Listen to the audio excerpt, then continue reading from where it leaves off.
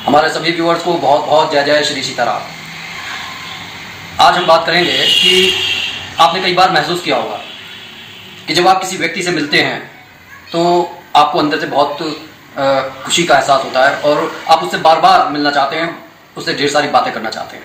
जब आप किसी के घर में जाते हैं तो आपको ये एहसास होता है कि भाई वहाँ पर बैठकर आपको सुकून और शांति का एहसास होता है और समय इस तरीके से बीत जाता है। मतलब लोग चाहते हैं कि भैया वो आपने बात कर ली है, वो आप जाइए, लेकिन आपको वहाँ पर इतनी एनर्जी मिलती है कि आप चाहते हैं कि वहाँ पर ढेर सारी बातें की जाए, मन को हल्का किया जाए, आपको बहुत अच्छा लगता है। लेकिन इसके विपरीत कई बार किसी को देखकर आप ये सोचते हैं कि भैया आप रास्ता बदल लेते हैं। आप ये विचार करते हैं कि इससे मिलूंगा तो आपको बड़ा लो एनर्जी फील होता है। आपको ये लगता है कि जैसे कोई आपकी एनर्जी को सोख रहा है। या किसी के घर में जाते हैं तो घर के अंदर घुसते ही आपको ये एहसास होता है यार यहाँ पर आए ही क्यों हो। या कई बार ये एहसास आपको अपने घर में भी होने लगता है कि जब आप घर के अंदर होते हैं तो आपको ऐसा लगता है जैसे कि कोई बात नहीं है फिर भी झगड़े हो जाते हैं, कहासुनी हो जाती है। घर में रहकर आपको मतलब एक नकारात्मक विचार आपके मन को प्रभावित करने लगते हैं, लेकिन जैसे ही आप घर के बाहर जाते हैं तो आपको अच्छा फील होता है। तो आखिर ऐसा होता क्यों है? कई बार हम ये समझते हैं कि भाई ठीक है, शायद हमारी मना स्थिति ऐसी है, लेकिन इसका सीधा सीधा संबंध हमारे इस शरीर के जो लेयर्स हैं, जो 7 लेयर्स हैं, उनकी वजह से होता है, जिसे हम ऑरा बोलते हैं। और ये ऑरा हर चीज के अंदर है, जो जड़ है या चेतन है, उस सब के अंदर ये ऑरा होता है। और जितना ये ऑरा आपका शुद्ध और पवित्र होगा उतना आपके अंदर सकारात्मक विचारों का प्रभाव बढ़ेगा और उतना ही लोग आपकी तरफ आकर्षित होंगे, आपसे बात करना चाहेंगे, आपसे मिलकर उन्हें शांति का एहसास होगा। अगर ऐसा नहीं है तो आप समझ लीजिए कि आपको अपने घर का, अपने स्वयं के शरीर का ऑरा जो है आपको क्लियर करने की जरूरत है। जैसे जब प्रभु श्री राम, जो अगर गौर से देखा जाए तो चाहे वो सुग्रीव थे, चाहे हनुमान जी थे, चाहे बाली थे, या फिर रावण ही सही या विभीषण ही सही, तो उन सबके लिए अगर आप गौर से देखें तो प्रभु श्री राम अजनबी थे, लेकिन प्रभु श्री राम जिससे भी मिलते थे वो व्यक्ति उनसे प्रभावित होता था, उनकी बातों को सुनता था और उनकी शरण में जाकर उसे शांति का एहसास होता था।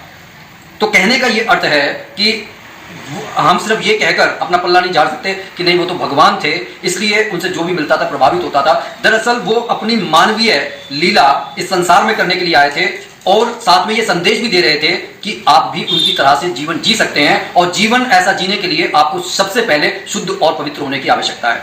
तो सबसे पहले हमारे को करना यह है कि अगर आपके अंदर सकारात्मक विचारों का उदय नहीं हो रहा और नकारात्मकता आपके अंदर आ रही है, आप ये विचार कर रहे हैं कि आप कोई भी कार्य करेंगे उसमें आप सफल नहीं हो सकते, या आपके रिलेशंस बिगड़ रहे हैं और आपके मन में हमेशा संदेह और भ्रम के विचार पैदा हो रहे हैं, तो आप अपने लाइफ स्टाइल को देखिए। कहीं ऐसा तो नहीं कि आप पूजा पाठ में पूरा समय नहीं दे रहे हैं, या आप अपने तन मन की पवित्रता में ध्यान नहीं दे रहे हैं, आप दिन 2 दिन के बाद में स्नान आदि करते हैं, या फिर आपके घर के अंदर जो है हमेशा धूल धक्कड़ बना रहता है, वहां पर सफाई का अभाव है। तो सबसे पहले आप कोशिश कीजिए कि अपने लाइफ स्टाइल को सुधारिए। लाइफ स्टाइल को सुधारने के लिए हमें जो ये पंचभूत हैं उनको बैलेंस करने की आवश्यकता है। उसे बैलेंस कैसे किया जाएगा? सबसे पहला आपके जीवन में सबसे पहला कार्य है कि अपने तन को आप शुद्ध कर दीजिए।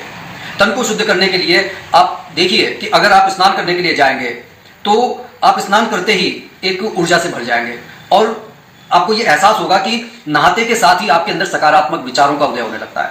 लेकिन अगर आप आलस करके स्नान करने को स्किप करते हैं तो आप पाएंगे कि आप पूरे दिन आलस से भरे रहेंगे, नकारात्मक विचारों से भरे रहेंगे और मतलब आपके अंदर सिर्फ नेगेटिव विचार आएंगे, जिसकी वजह से आप बहुत लो फील करेंगे। तो सबसे पहले आप जल तत्व को बैलेंस कीजिए। दूसरा, आप खुले आकाश में कुछ समय जरूर बिताइए, क्योंकि ये जो खुला आकाश है तो ये भी पंचभूतों में से एक है और ये एनर्जी का बहुत बड़ा एब्जॉर्बर है। तीसरा, अपने घर के फर्श पर कुछ देर नंगे पैर चलिए ताकि जो आपके शरीर की नेगेटिव एनर्जी है वो धरती में प्रवाहित हो जाए और आप जो है उसकी पॉजिटिव एनर्जी को ले सकें। चौथा, सुबह उठते ही आप सबसे पहले कोशिश ये कीजिए कि घर के खिड़की दरवाजों को आप खोल दीजिए, जिससे मतलब शुद्ध हवा आपके पूरे घर में फैल सके और आपको अच्छा फील हो सके। सुबह की जो ठंडी हवा होती है, जो ब्रह्म मुहूर्त की हवा होती है, आप ये देखिए, आप जा सकते हैं बाहर घूमने के लिए जा सकते हैं, लेकिन अगर घर में रहकर आपको लो फील हो रहा है तो आपको कोशिश ये करनी चाहिए कि घर के सभी सदस्य अगर एक अच्छी वाइब्रेशंस को फील करेंगे तो घर का वातावरण शुद्ध होगा, अच्छे विचारों का प्रस्फुटन होगा, जिससे आपको बहुत अच्छा फील होगा। और दूसरा लास्ट, जब हम पूजा करते हैं तो प्रयास ये कीजिए कि मंदिर में जब हम पूजा करने के बाद जब आरती कर लेते हैं और जब हम आरती लेते हैं तो हमारे को कोशिश ये करनी चाहिए कि सबसे पहले आरती पर इस तरीके से हाथों को फिराकर जब वो गर्म हो जाए तो आप इस तरीके से उन्हें फैलाएं और इस तरीके से आप मतलब अपने शरीर पर फैला लें, जिससे एक आपको अग्नि का जो है आशीर्वाद मिलेगा। आपने देखा होगा कि जब आरती करने के बाद में कई महिलाएं अपने वो आरती के दिए को लेकर अपने घर में इस तरीके से सारे घर का क्लींजिंग करते हैं, तो इससे हमारे घर का ऑरा भी शुद्ध होता है। और घर के ऑरा को शुद्ध करने के लिए भी हमारे को ये क्षितिजल पावक गगन समीर का सहारा लेना होता है। हमारे को अपने पितरों के आशीर्वाद का सहारा लेना होता है, जिसे लेने के लिए सबसे पहले आप कोशिश ये कीजिए कि जो दिया जल रहा है उस दिए से अपने पूरे घर को क्लीन करें। एक दिया पितरों के नाम का सरसों के तेल का दिया आप घर के मुख्य दरवाजे पर सीधी तरफ आप वहां पर जलाइए और जलाने के बाद में अपने पितरों का आशीर्वाद दीजिए। उनसे कहिए कि भाई आप वो देख सकते हैं जो मैं नहीं देख सकता, अगर मेरे घर पर कोई भी समस्या आती है तो कृपया उससे हमारे को निजात दिलवाइए, आप हमारे घर पर अपना आशीर्वाद बनाए रखिए। जो आपके घर में पोंछा लगता है उसमें कोशिश ये कीजिए कि जो पोंछे का पानी है उसमें आप कुछ नमक डाल लीजिए, कम से कम इतना कि आपको ये एहसास हो कि वो नमकीन हो गया है।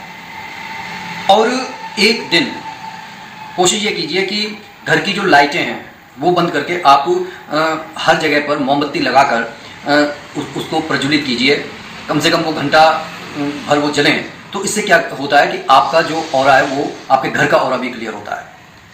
और सबसे जरूरी बात कि जब भी आप घर से बाहर जाते हैं तो कोशिश ये कीजिए कि अपने ऑरा को लॉक करना आपको आना चाहिए। आप ऑरा को लॉक करने के लिए आप दो चीज़ों को अपना सकते हैं। सबसे पहले आप गायत्री मंत्र को इस तरीके से पढ़िए, ओम भूर्भुवः स्वः तत्सवितुर्वरेण्यं भर्गो देवस्य धीमहि धियो यो नः प्रचोदयात्, और ये करके आप एक गांठ सी बांध दीजिए। या फिर आप इस तरीके से अपने ऑरा को क्लीन करने का मतलब मन में सोचिए, यहाँ से लेकर रूट चक्रा तक आप छूइए और यहाँ से लेकर यहाँ तक इस तरह से ये कहिए कि आपका ऑरा अब लॉक हो गया है और कोई भी नकारात्मक ऊर्जा अब आपको प्रभावित नहीं कर सकती। इसे करने के साथ में आप ये पाएंगे कि आप के अंदर बीमारी का अभाव होने लगेगा और अच्छे विचार आपके अंदर प्रस्फुटित होने लगेंगे। अगर किसी चीज़ से आपने उम्मीद लगा रखी है तो वो उम्मीद भी आपकी बढ़ती जाएगी। अपने घर में कांटेदार पौधों को ना लगाएं, जिससे आपका जो है ऑरा जो खराब होता है, घर के परिवार के जो रिश्ते हैं वो बिगड़ते हैं। कोशिश ऐसे कीजिए कि कोई ऐसा प्लांट लगाइए जो सदाबहार हो और उसमें पूरे वर्ष मतलब उसमें भड़वार हो। ऐसा ना हो कि वो सर्दी में खत्म हो रहा है, गर्मी में खत्म हो रहा है। ऐसा लगाइए जो मतलब 12 महीने वो बढ़े, जिससे कि आपको सुख समृद्धि का एहसास हो। और वैसे भी हरियाली हर किसी को अच्छी लगती है, आंखों को भाती है, तो आप ये सब चीज़ें करके देखिए तो आप ये पाएंगे कि धीरे धीरे से आपके जीवन में एक सकारात्मक ऊर्जा का प्रसार हो रहा है। अगर वीडियो अच्छी लगी है तो कमेंट जरूर कीजिएगा। इसी के साथ जय जय श्री सीताराम।